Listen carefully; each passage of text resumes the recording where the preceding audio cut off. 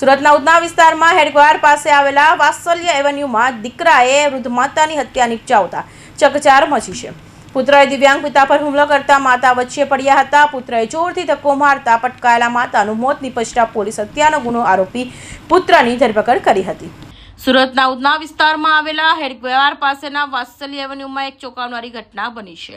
રવિવારે રાત્રે આશરે 11 વાગ્યાના અરસામાં આરોપી મેહુલ ઉર્ફે મોન્ટુ વાણિયાએ ઘરમાં ખાવા જેવી સુલક બાબતે હોબાળો મચાવ્યો હતો. મેહુલે તેની 70 વર્ષીય માતા પ્રતીક્ષાબેન અને પિતા હર્ષદભાઈ સાથે ઝઘડો શરૂ કર્યો હતો.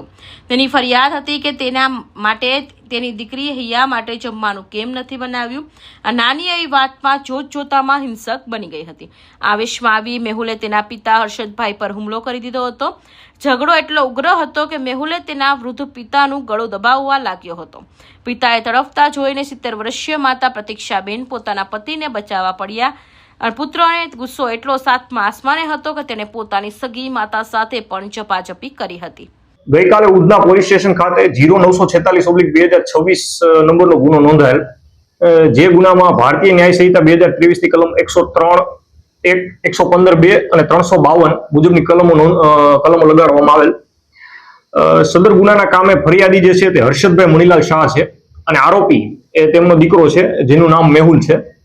અને ગુનાની ટૂંક વિગત એ રીતની છે કે પરમ દિવસે એટલે કે તારીખ 19/4/2026 ના રોજ જે આરોપી મેહુલ છે એ ઘરે આવે છે અને એની માતા જે પ્રતીક્ષાબેનને કહે છે કે તેના માટે અને તેની દીકરી માટે શા માટે જમવાનું બનાવેલ નથી. અને આ બાબતે તેના અને તેની માતા વચ્ચે બોલાચાલી થાય છે અને જેમાં જે મેહુલ છે એમના પિતા હર્ષદભાઈ વચ્ચે પડે છે અને મેહુલ હર્ષદભાઈનું ગળું દબી દે છે અને આ ઝપાઝપીમાં પોતાની માતાને ધક્કો મારી દે છે, જે પ્રતીક્ષાબેનને, અને જેના લીધે પ્રતીક્ષાબેન જે છે એનું મરણ થાય છે.